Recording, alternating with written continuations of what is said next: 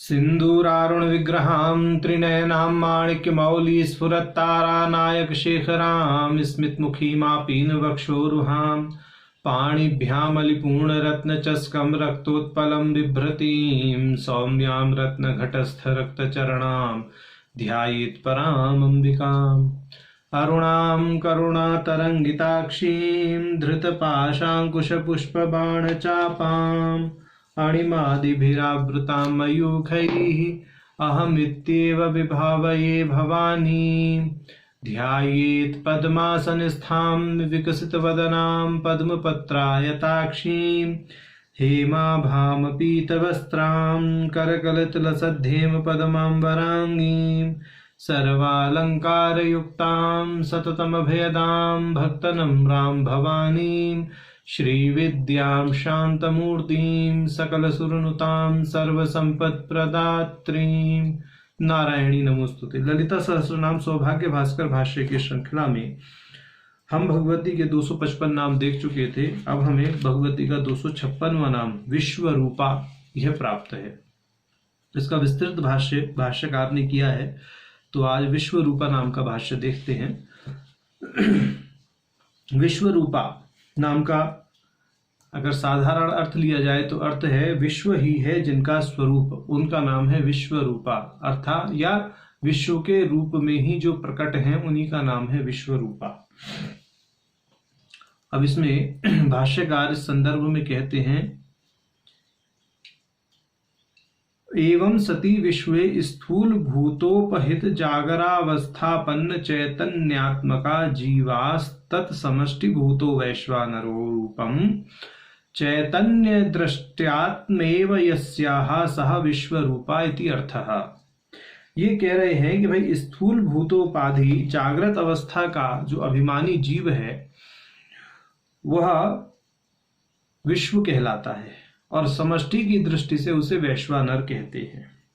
और यहाँ रूप पद का अर्थ करते हैं वो चैतन्य दृष्टयात्मेव यस्याः, इस वैश्वानर की चैतन्य दृष्टि से आत्मा होने के कारण, यानी ये भगवती जो हैं इस वैश्वानर की या जो विश्व है, विश्व का जो समष्टिभूत वैश्वानर है उसकी चैतन्य की दृष्टि से आत्मा होने के कारण भगवती विश्वरूपा हैं, ऐसा ही कह रहे हैं। ओके, यद्वा पूर्वम धर्म धर्मी भाव विवर्जिता इति युक्तम तेन जगत अभेद सिद्ध इत्याह विश्वरूपा।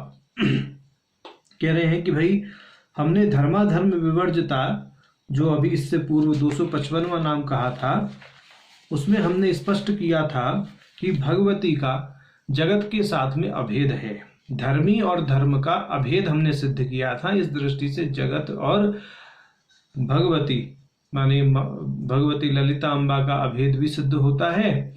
तो चूंकि वह जगत से अभिन्न है, विश्व से अभिन्न है, इस दृष्टि से भी उनका नाम विश्वरूपा कहा गया है। अब आगे कह रहे हैं, विश्वम एव यस्या रूपम नयतु विश्वाधारत्वेन धर्मी भूतम अन्य रूपम अस्ति इति अर्थः। ये कह रहे हैं कि भगवती विश्व के रूप में ही समुल्लसित हैं। विश्व से भिन्न, विश्व के आधार के रूप में कोई धर्मी भूत अन्य पदार्थ वह नहीं है। माने धर्म भी वही है, धर्मी वही है, धर्मी धर्म का कोई भेद नहीं है। भगवती विश्व भी है, विश्व का अधिष्ठान भी है। वह विश्व जैसे वेदांत दर्शन में है कि ब्रह्म विश्व बनते भी हैं, विश्व बनाते भी हैं, इस दृष्टि से विश्व रूप कहलाते हैं। ऐसे ही यहाँ भगवती विश्व बनती भी हैं, विश्व बनाती भी हैं। धर्मी धर्म का भेद होने के नाते वह विश्व रूपा कहलाती हैं। आधार की दृष्टि से, विश्वाधार की दृष्टि से यह नाम नहीं कहा गया है। विश्व रूप जो नाम है यह विश्व और भगवती के बीच में अभेद की दृष्टि से कहा गया है। अब कहते हैं तदुक्तम विष्णु पुराणे, की विष्णु पुराण का ऐसा वचन है, यथा ही कदली नाम त्वक्पत्रान्यान दृश्यते एवं विश्वस्य नान्यत्वम त्वत्स्थादीश्वर दृश्यते। कि जिस प्रकार जो केले का पौधा है वो पत्ते और उसके गुल्मों से पृथक नहीं होता, माने जो केले का पौधा है वास्तव में पत्ते ही एक के ऊपर एक, एक के ऊपर एक पत्ते ही पत्ते लगे हुए हैं और नीचे उसका गुल्म होता है, उससे भिन्न नहीं होता। उसी प्रकार यह जो विश्व है पूर्ण रूप से ईश्वर का ही क्या है, स्वरूप है, ईश्वर के रूप में ही देखा जाता है। यहाँ ईश्वर का अर्थ भगवती कर लेना चाहिए, क्योंकि ये ललिता सहस्त्र नाम के प्रसंग में चल रहा है सब कुछ। अब आगे कहते हैं, इति देवी भागवते भी प्रथम स्कंधे। देवी भागवत के प्रथम स्कंध में भी कहा गया है। क्या कहा गया है? ये कह रहे हैं, वटपत्र शयानाय विष्णवे बाल रूपिणे श्लोकार्धेन तदा प्रोक्तम भगवत्याखिलार्थदम। क्या कहा गया उसको बता रहे हैं आगे श्लोकार्ध में। सर्वं खलु इदम एव आहम नान्यदस्ति सनातनम, कि ये जो सब कुछ है ये मैं ही हूं, मुझसे भिन्न कुछ नहीं है। ऐसा देवी भागवत में भगवती का वचन है। तो इस दृष्टि से भगवती विश्वरूपा सिद्ध होती हैं। तो ये विश्वरूपा नाम का भाष्य इन्होंने, भाष्यकार जी ने एक दृष्टि से किया। अब दूसरी दृष्टि से कहते हैं अथवा। क्या कहते हैं उसे सुनते हैं। साक्षात ब्रह्मणो जीव भावो अत्यंतम नीचम रूपम इति शुनक तुल्यत्वम अतएव नीच सेवात्मक वृत्तेः स्ववृत्तिरिति संज्ञा नीच तरह पशु भाव इति यावत तादृशम स्वरूपम विगतम यस्याः प्रसादात् सा विश्वरूपा। ये कह रहे हैं कि भाई वी माने पृथक, स्व माने स्वान माने कुत्ता या पशु, और रूपा माने रूप देने वाली। तो पशु भाव से पृथक रूप देने वाली भगवती का नाम है विश्वरूपा। सीधा सीधा अर्थ ही कर दिया गया। तो जिसके प्रसाद से, यस्या प्रसादात तादृशम रूपम विगतम, उस प्रकार का रूप प्राप्त होता है, माने पशु भाव से इतर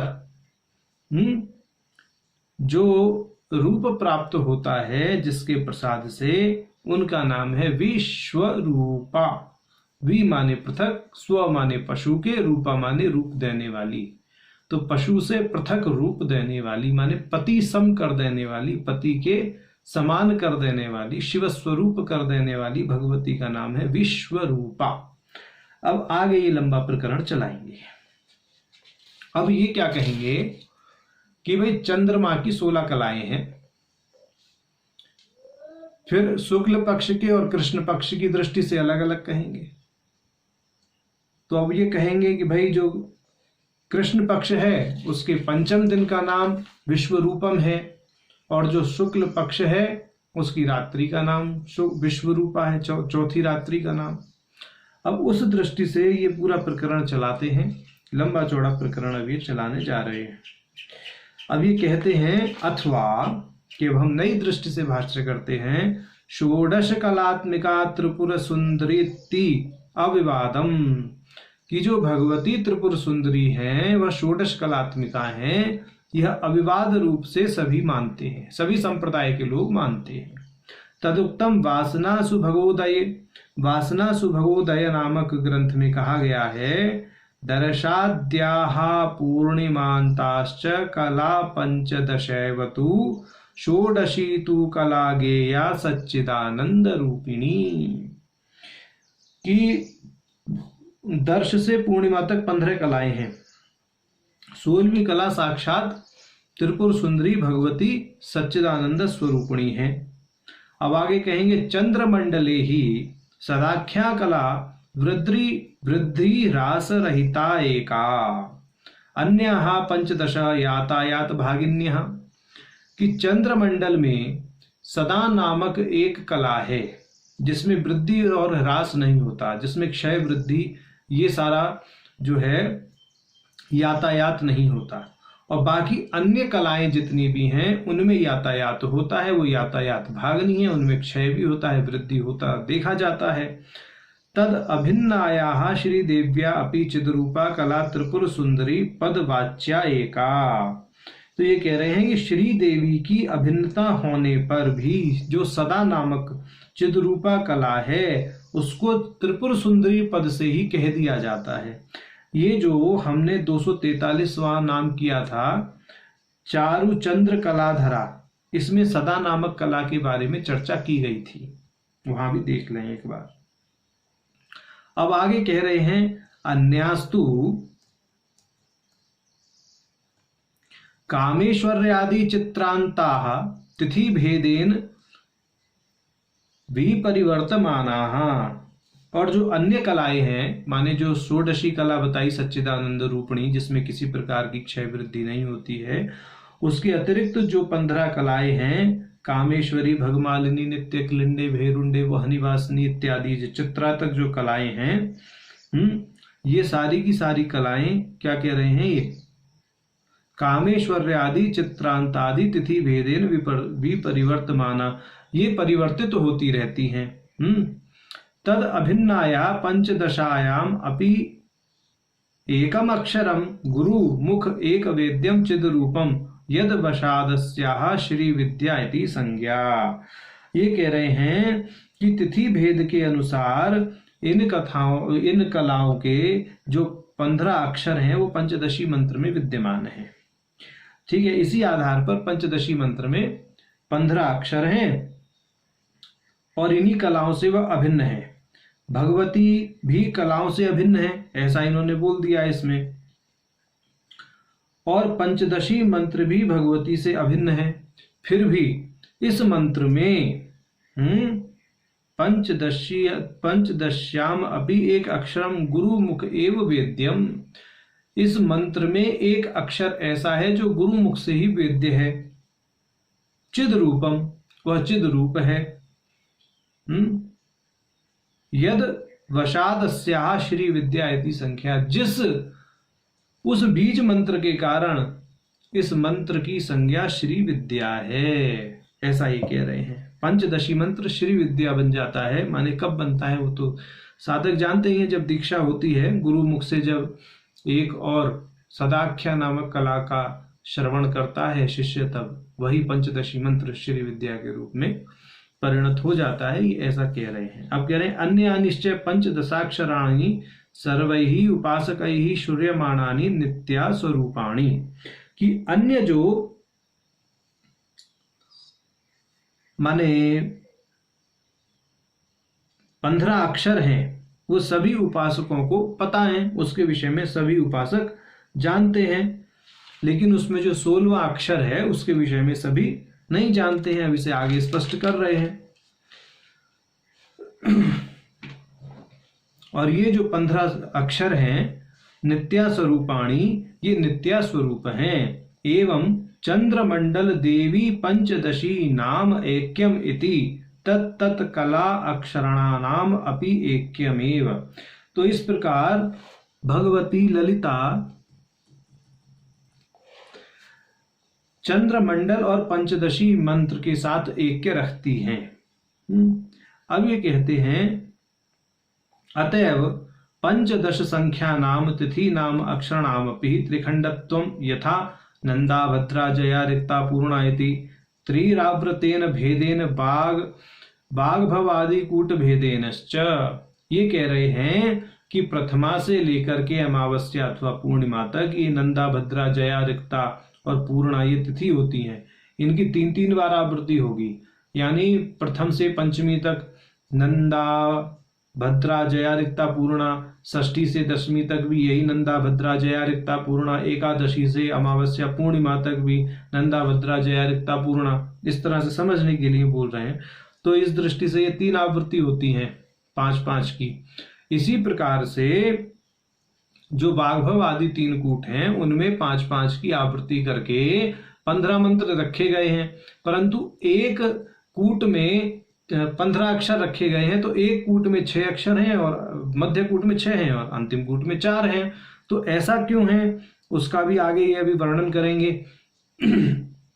परंतु अभी यहाँ पर ये बता रहे हैं कि 15 अक्षर जो हैं वह यहाँ पर उन्हीं नित्याओं के आधार पर रखे गए हैं और जो तिथियों के नाम नंदा, भद्रा, जया, रिक्ता, पूर्णा है, उन्हीं की 5 गुणा 3 की 15, 5 की 3 आवृत्ति करके 5 गुणा 3 15, इस दृष्टि से अक्षर सिद्ध होते हैं। 15 तिथि सिद्ध होती हैं। उन 15 तिथियों से संबंधित अक्षरों को पंचदशी मंत्र में रखा गया है।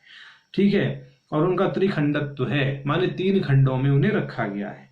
अतएव खंडत्रयेण अपि तैत्तिरीयः शुक्ल पक्ष रात्रिणाम पंचदशानाम नामानि आवनन्ति। और ये ऐसे ही नहीं कहे गए हैं। जो तैत्तिरीय ब्राह्मण है वहां पर इसके विषय में संकेत किया गया है। ये अपने मन से नहीं कहा गया है। तैत्तिरीय शाखा में कहा गया है, क्या कहा गया है कि दर्शा, दृष्टा, दर्शता, विश्वरूपा, सुदर्शना, आप्यायमानाप्यायमानाप्यायासु नृताइरा, अपूर्ण्यमाना पूर्ण्यमाना, पूर्यन्ति पूर्णा पूर्णिमा। बोले ये जो है 15 कलाएं बताई गई हैं, 15 तिथियों के नाम बताए गए हैं। माने शुक्ल पक्ष की जो रात्रि है, प्रथम रात्रि, उसका नाम है दर्शा, दूसरी रात्रि का नाम है दृष्टा, तीसरी का दर्शना और चौथी रात्रि का नाम है विश्वरूपा। इस दृष्टि से ये कह रहे। ठीक है, अब इसी प्रकार शुक्ल पक्ष के नाम बताए गए हैं दिनों के।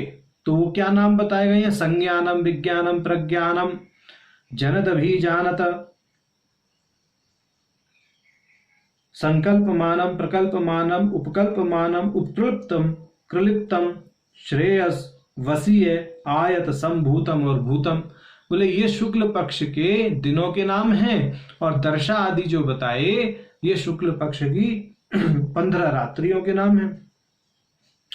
अब शुक्ल पक्ष के दिन और रात्रियों के विषय में जो अनुवाक है उसका इन्होंने यहाँ प्रमाण दिया। अनयोः अनुवाकयोश्च दिवस रात्रि नामत्वम इति अपि तत्रैव आम्नातम। कि ये तो हमने आमनाय के अनुसार बताया, शास्त्र के श्रुति के अनुसार बता दिया। अब ये कह रहे हैं संज्ञानम, विज्ञानम, दर्शा, दृष्टे इति एता अनुवाकौ पूर्वपक्षस्य अहोरात्राणाम नाम ध्येयान इति। कि जो संज्ञान विज्ञान है ये शुक्ल पक्ष के दिवसों के नाम को बताते हैं। दर्शा, दृष्टा जो है ये अनुवाक शुक्ल पक्ष के, पूर्व पक्ष माने शुक्ल पक्ष के, शुक्ल पक्ष के रात्रि के नामों को बताते हैं। अत्र यद्यपि खंडत्रयमपि समान संख्यम एव तथापि एकादश्याम दशमी वेधे दशमीत्वात् उपोष्या द्वादशी शुद्धा इति वचनात् द्वादश्या एव एकादशित्वात् चरम खंडांतर्गत तिथेर मध्यम खंडे प्रवेशनात् मंत्रे द्वितीय तृतीय खंडौ षट चतुराक्षरौ भवतः। यहाँ इन्होंने यह स्पष्ट कर दिया कि दशमी और एकादशी का वेद होने के कारण जो एकादशी है उसको दशमी के समान मानते हुए दूसरे कूट में रख लिया, और द्वादशी और एकादशी में इस प्रकार का कोई भेद नहीं है, तो एकादशी का अंतर्भाव दूसरे द्वादशी में करते हुए उसको ज्यों का त्यों तीसरे खंड में ही रहने दिया। तो एकादशी वाला जो अक्षर है, माने एकादशी तिथि का जो अक्षर है, वो दशमी के साथ वेद होने के कारण तो वेद बल से द्वितीय कूट में मध्यम कूट में आ जाता है। इस दृष्टि से मध्यम कूट में 6 वर्ण हो जाते हैं, या 6 अक्षर या 6 बीज हो जाते हैं, और अंतिम कूट में यानी चरम कूट में 4 अक्षर रह जाते हैं। ऐसा ही कह रहे हैं। तो अतएव भेदाभाव पक्षाभिप्रायेण सूर्य आदि विद्यांतरेषु समान अक्षराणि एव त्रीणि कूटानि। अब जो संप्रदाय वेद का अभाव मानते हैं, जहां वेद बल नहीं है, वहां पर जैसे सूर्य आदि संप्रदाय हैं, उनका यहाँ उदाहरण दे रहे हैं, उनमें जो उपासित श्री विद्या है उनके तीनों कूटों में 5-5 अक्षर ही होते हैं। ऐसा इन्होंने कह दिया। तो अनेन एवाशयेन सुभगोदय टीकायाम लल्लेन उक्तो। तो श्री लल्ल जी ने इस विषय में सुभगोदय टीका में बताया है, वहां जाकर के देख लेना चाहिए, ऐसा ही कह रहे हैं।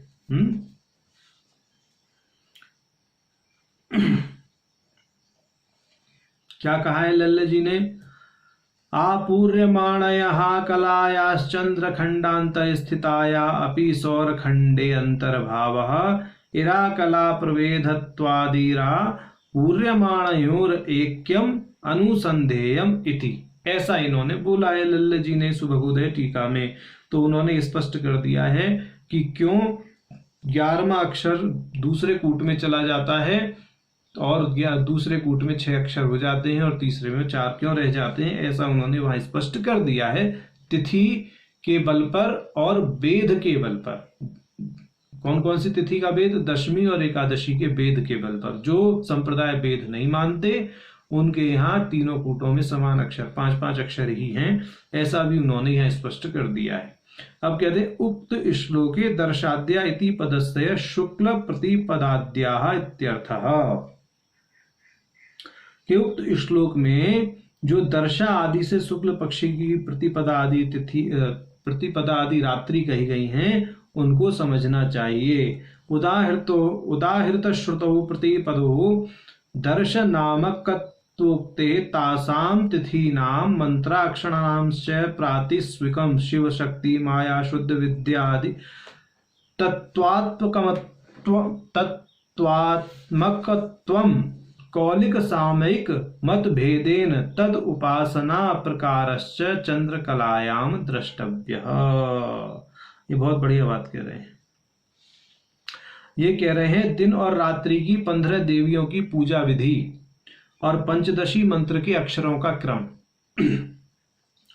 क्या हो, शिव शक्ति माया शुद्ध विद्या तत्वों से इनका क्या संबंध है। माने पहला प्रश्न तो ये बता दिया कि दिन रात्रि की 15 देवियों की पूजा की विधि और पंचदशी मंत्र के अक्षरों का क्रम क्या हो। दूसरा शंका या प्रश्न कह रहे हैं शिव शक्ति माया शुद्ध विद्या तत्वों से इनका क्या संबंध हो। और तीसरा प्रश्न क्या कह रहे हैं कि कौलिक सामयिक भेद से उपासना प्रकार क्या है। इन तीनों की जिज्ञासा यदि मन में है तो इस विषय में चंद्रकलायाम द्रष्टव्य, चंद्रकला नामक ग्रंथ का अनुशीलन करना चाहिए। एवंच परस्परा भेदा शुक्ल पक्ष चतुर्थ रात्रेः संज्ञाभूतमपि विश्वरूपा पदम वाग्भव कूट चतुर्थाक्षरस्य शुद्ध विद्या तत्वस्य प्रतिपादकम इति तत्तृतीया अभिन्ना इत्यर्थः। ये कह रहे हैं इस प्रकार माने चंद्रकला ग्रंथ में बताया गया है। उन्होंने यहाँ कह दिया, अब वो सीधी सीधी बात शुद्ध विद्या तत्व की करेंगे। उन्होंने पहले बोल दिया शिव शक्ति माया शुद्ध विद्या तत्व का क्या क्रम है, ये चंद्रकला ग्रंथ में देख लो। अब ये कह रहे हैं कि वर्ण तिथि देवी इनमें परस्पर अभेद है और यद्यपि जो विश्व शब्द है या विश्व रूपा शब्द है वह शुक्ल पक्ष की चतुर्थ रात्रि से संबंध रखता है, उसका परिचायक है। और इसका संबंध जो चतुर्थ अक्षर का है लकार का वह वाग्भव कूट से है। और यह अक्षर यानी लकार जो अक्षर है या यह जो बीज है लकार पंचदशी में चौथा वर्ण जो है वह शुद्ध विद्या तत्व का अक्षर हो जाता है। और जो इस विश्व यानी चतुर्थ रात्रि जो है शुक्ल पक्ष की उसके चतुर्थ अक्षर या शुद्ध विद्या से अभिन्न होने के कारण उसका नाम विश्व रूपा है। माने भगवती इस लकार से अभिन्न है। और तो और वह विश्व रूपा इसलिए कही गई है क्योंकि शुक्ल पक्ष की चतुर्थ रात्रि के साथ भगवती का अभिन्नत्व है। ठीक, और वह शुद्ध विद्या से अभिन्न है क्योंकि यह जो लकार है पंचदशी का चतुर्थ वर्ण है वह शुद्ध विद्यात्मक है, शुद्ध विद्यांकुराकारा। इस दृष्टि से भी भगवती शुद्ध विद्या से अभिन्नता रखती हैं। और यहाँ पर भी जो विश्व रूपा है वह शुद्ध विद्या रूप है और भगवती भी शुद्ध विद्या ही है। अतएव भगवती का विश्वरूपा नाम जो है उचित ही कहा गया है, ऐसा मानना चाहिए। अब ये कहते हैं अथवा, बोले अब ये तो हमने भाई ये जो नाम बता दिया ये शुक्ल पक्ष की चौथी रात्रि के आधार पर बता दिया। अब ये कहेंगे अथवा विश्व रूपम इति नपुंसकम पदम, कि अब हम विश्व रूपम पद से कहेंगे। विश्व रूपम पद से कैसे कहेंगे? कृष्ण पक्ष के अब 5वें दिन की बात करेंगे। वो रूपम है, वो पुरुष नपुंसक लिंग है, दिवस है। अब वो यहां बात करेंगे कि जो विश्व रूपम है, ये विश्व रूपम जो है ये कृष्ण पक्ष का 5वें दिन का नाम है, और ये विश्व रूपम जो है ये नपुंसक पद है। तस्यश्च मिथ्या जगत अधिष्ठाना इतिवत स्त्रीलिंगता, इसकी मिथ्या जगत अधिष्ठाना इस दृष्टि से स्त्रीलिंगता है। और ये है क्या? तच्च कृष्ण पक्ष पश्चिमी दिवसवाचकम, और ये पंचमी दिवसवाचकम, और ये जो है विश्व रूपम ये कृष्ण पक्ष के 5वें दिन का वाचक है। अब तथाश्च श्रूयते, बोले सुनो भाई कैसे है, हम पूरा क्रम दे रहे हैं। शुक्ल कृष्ण पक्ष के 15 दिनों के और 15 रात्रियों के नाम हम बता रहे हैं, जो कि कहाँ कहे गए हैं? तैत्रीय शाखा में कहे गए हैं। प्रस्तुतम विष्टुतम संस्तुतम कल्याणम विश्वरूपम, शुक्रम अमृतम तेजस्वी तेज संविधम, अरुणम भानुमन्मरीचिमद अभितपत तपस्वत, सुता सुनवती प्रसूता शूयमाणा पीति प्रपाद संपा तृप्ति तर्पयन्ती, कांता काम्या कामजाति युष्मति कामदुधा प्रस्तुतम विष्टुतम सुता सुनवती। बोले ये जो हमने कहा है प्रस्तुतम के नाम से और सुता आदि इस नाम से जो बात कही गई है, इसमें प्रारंभिक 15 जो हैं ये कृष्ण पक्ष के दिवस के नाम हैं, अंतिम 15 कृष्ण पक्ष की रात्रियों के नाम हैं। तो कृष्ण पक्ष के दिवस हैं प्रस्तुतम विष्टुतम संस्तुतम कल्याणम विश्वरूपम, शुक्रम अमृतम तेजस्वी तेज संविधम, अरुणम भानुमत मरीचिमत अभितपत और तपस्वत। ये 15 जो हैं ये कृष्ण पक्ष के दिनों के नाम हैं। रात्रि के नाम है सुता सुनवती प्रसूता सूयमाणा अभिशूयमाणा प्रीति प्रपा संपा तृप्ति तर्पयंती, कांता काम्या कामजाता आयुष्मती और कामदुधा। तो ये है। अब आगे कह रहे हैं, लंबा चौड़ा भाष्य करते हैं इसका। एतावत् अनुवाकाव परपेक्षयस्याहोरात्राणां नामधेयानि इति तेन तद्रूपा इत्यर्थः। एवं रात्रि विशेषस्य दिवस विशेष्य चोपलक्षणरीत्याः श्लेषलिप्सयाः चैकेकस्य उपादानपि सर्वरात्रिरूपा सर्वदिवसरूपाश्चित्यर्थः पर्यस्वयति। वह इन सभी रात्रियों से, सभी दिवसों से, कृष्ण पक्ष के जितने भी, शुक्ल पक्ष के जितने भी दिवस और रात्रि हैं, सभी से जो है अभिन्न हैं। ये ही जो भिन्न भिन्न दिवस और रात्रि हैं ये भगवती के ही रूप हैं, या भगवती इन्हीं रूप में अभिव्यक्त हैं। जो इस प्रकार जानता है वे मधु का वो मुक्त हो जाता है। अब आगे कहेंगे एवं रात्रि विशेष से ये तो हो गया। अतएवे दृश्य ज्ञाने फल विशेष श्रुते, कि बोले जो इस प्रकार जानता है कि समस्त रात्रि और दिवस भगवती की ही अभिव्यक्तियां हैं, तो उसके लिए क्या फल कहा गया है? स यो ह एता मधु कृतश्च मधु वृषाश्च वेदः कुर्वन्ति हास्यदागनौ मधु नाश्येष्टापूर्तं धयन्तिम्, अथ यो न वेद न हास्यतागनौ मधु कुर्वन्ति धयन्त्येष्टापूर्तम् इति। अत्र मधुकृष्ण शब्दो रात्रिपरः, मधुवृष शब्दश्च दिवसपरः, या एता पूर्व पक्षा अपर पक्षयोः रात्रयता मधुकृतो यान्य हानि ते मधुवृषा इति वाक्यशेषात् मधु कुर्वन्ति वर्षन्ति चेति अवयवशक्तेश्च एतायुवेद तस्येता दिवससहिता रात्रयाग्नौ वेन्दव स्थानात् ब्रह्मरन्ध्रान् मधु कुर्वन्ति श्रावयन्ति अस्येष्टा पूर्तं कर्मजातं निधायन्ति पीत्वा न लोपयन्ति व्यतिरेक अनिष्टमाह।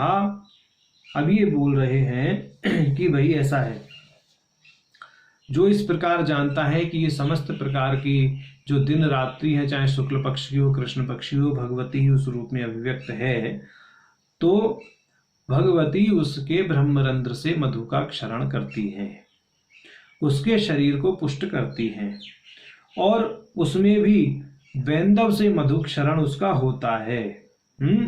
ये तिथि ज्ञान का फल है, तिथि की भगवती के साथ एकता का फल है। और जो इससे अनविज्ञ हैं, माने जो लोग ऐसा नहीं समझते हैं, वो भगवती को और तिथियों को अलग समझते हैं, उनमें इस प्रकार का मधु उत्पन्न होता नहीं देखा जाता, मधु क्षरण नहीं होता, और उनके द्वारा जो कर्म किए जाते हैं वह सब व्यर्थ हो जाते हैं। माने उन्हीं के द्वारा किए हुए कर्म सफल होते हैं जो भगवती में और तिथि में एकत्व देखते हैं। अब ये कह रहे हैं जो मधु का उत्पादन है वो रात्रि की देवियां करती हैं और इससे शरीर पुष्ट होता है, और अगर ऐसा ना हो तो अनिष्ट होता है। इसका व्यतिरेकी अनिष्टमा, इसका विपरीत होने पर अनिष्ट होता है। तो भगवती में और तिथि में एकता माननी चाहिए, ऐसा शास्त्र का वचन है। भाष्यकार भी इसको पुष्ट कर रहे हैं। अब एक अन्य दृष्टिकोण को यहाँ पर बोलते हैं, कुंडलिनी उत्थापनेन मधुश्रावणेन डाकिन्यादि मंडला आप्लावन रूपांतर कर्मणि सत्येव बाह्यानि यज्ञादि कर्माणि सफलानि भवन्ति। ये कह रहे हैं कि कुंडलिनी के जागृत होने पर, मधुस्राव होने से जो डाकनी आदि देवियों के स्थान हैं, माने जो 6 चक्र हैं, ये डाकनी आदि देवियों से संबंधित 6 चक्र हैं ना, तो ये 6 चक्र जो हैं ये मधुस्राव होने से अमृत से भर जाते हैं। और जब कोई भी कार्य किया जाता है, कौन कौन से कार्य किए जाते हैं इसको ये आगे बताएंगे। बाह्यानि यज्ञ आदि कर्माणि सफलानि भवन्ति, जितने भी यज्ञ आदि किए जाते हैं, जितने भी यज्ञ अनुष्ठान किए जाते हैं, बलि आदि दी जाती हैं, वह सभी सफल होते हैं। तद अभावे तु यस्मिन् काले कर्माणि क्रियते सकाल एव तेषां कर्मणा काल मृत्यु रूपो भवति इति फलितार्थः। और जिनमें अमृत प्रवाह अनुपस्थित होता है, माने जिन लोगों का भगवती के साथ ऐक्य नहीं होता, जो लोग तिथि और भगवती को एक नहीं मानते, या जिनके अंदर मधुस्राव नहीं होता, उनके द्वारा जो भी कर्म किए जाते हैं वह तत्काल माने उसी काल में नष्ट हो जाते हैं और उनका कोई फल नहीं मिलता। अभी कहते हैं कि तद इदम उपबृहंतम चंद्र ज्ञान तंत्रे, चंद्र ज्ञान तंत्र में ऐसा कहा गया है। क्या कहा गया है? अंतरग्नौ मधुस्रावं कुर्वतां शशिरात्मनां इष्टापूर्तादि कर्माणि फलन्ते किल कालतः अंतःस्राव विहीनानां सदा संतप्त चेतसां कर्माणि क्रियमाणानि कालौ ग्रसति तत्क्षणात् कालाकर्षणी कैवान्तः करोति मधुवर्षति इति युवेद तस्य स्यात् ब्रह्मरन्ध्रात् सुधाश्रुतिः वैदेही जनयामासः सरघा कालकर्षणी अहोरात्रैर्महाविद्यां 10 पंचभिरक्षरैः। ये 15 अक्षरों की यहाँ पर इन्होंने महिमा बता दी। इन्होंने कह दिया कि जो एकत्व नहीं मानता इन 15 अक्षरों का तिथि के साथ में, भगवती का तिथि के साथ में और तिथि के दिन और रात्रि की देवियों के साथ में, उसको मधुस्राव नहीं होता है। और जो मानता है वो मधुस्राव होता है। मधुस्राव करने वाली कौन सी भगवती है ये बोल दिया इन्होंने, कालाकर्षणी केवांतः करोति मधुवर्षति। आगे बोल रहे हैं कि कालाकर्षणी आख्या देवी मधुम करोति इति मधुकृत रात्रि रूपा। ठीक है, यही काल रात्रि है। माने अब इस विषय में तो खैर क्या कहना है, कालाकर्षणी आख्या देवी माने कालाकर्षणी नामक जो भगवती हैं वही मधु का श्राव करती हैं। और ये काल रात्रि पर जो विशेष बलि आदि मधु आदि जो समर्पित किया जाता है प्राय सिद्ध पीठों पर या शक्ति पीठों पर, उसका भी इसी से संबंधित एक रहस्य है, ये भी समझना चाहिए। अब कहते हैं मधुवर्षति मधुवर्षा आवरोहुरूपाश्च इति प्रकारेण रात्रि दिवस अभिन्नाम देवी यो वेदति वेदेत्यादि विगतो देहो यस्य स विदेह नंगः कामेशः तत्संबंधिनी वैदेही कामेश्वरी अहोरात्राभिन्नाः पंचदशाभिः वर्णेनामिमा पंचदशीं विद्यां जनयामासः तताश्च श्रुति जनकौ हा वेदेह अहोरात्रे समा जगमे इति अयमेव च मधुरकर्तृत्वात् सरघा मधुमक्षिकेत्यपर इति अमरः। अच्छा, अमर कोश में सरघा को मधुमक्षिका के समतुल्य बताया है। श्रुतिरपि इयं वाम सरघा तस्या अग्निरेव सरघाम अद्वितीत्यलं विस्तरेण। ये कह रहे हैं कि भाई जो काला संकर्षणी भगवती हैं, वह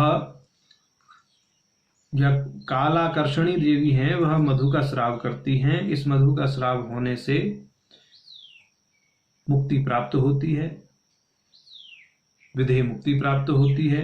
सरलता में हम इसको बताए देते हैं, इसका भाव बड़ा गहरा है, माने बहुत लंबा चौड़ा प्रकरण चल जाता है इन चीजों को प्रारंभ करने में। तो सीधा सीधा सा अर्थ इस पूरे विश्वरूप जो नाम का भाष्य है उसका सीधा उपसंहार ये है कि विश्व रूपा के जो भाष्य है उसका सार इतना ही समझिए कि भगवती विश्व रूप में अभिव्यक्त हैं और विश्व से अभिन्न हैं। ठीक है। शुक्ल पक्ष की चतुर्थ रात्रि और कृष्ण पक्ष के पंचम दिवस विश्व रूप के साथ उनका अविनाभाव संबंध होने के कारण उनका नाम विश्व रूपा कहा गया है। बाकी जो विस्तार पूर्वक यहाँ पर भास्कर राय जी ने बताया है कि किस दृष्टि से चंद्र कलाओं का और तिथियों का समायोजन करके दशमी एकादशी का वेद मान करके द्वितीय पुट में 6 अक्षर और तृतीय पुट में 4 अक्षर हो जाते हैं। कालाकर्षणी भगवती किस तरह से मधुस्राव करके जो है साधकों का उद्धार करती हैं, इस विषय में अपने गुरु के समक्ष बैठ करके सुना जाए तो वो ज्यादा उचित होगा। तो यहाँ पर विश्व रूपा नाम के विषय में आज हमने चर्चा की। अब आगे के नाम तब करते हैं। नारायण।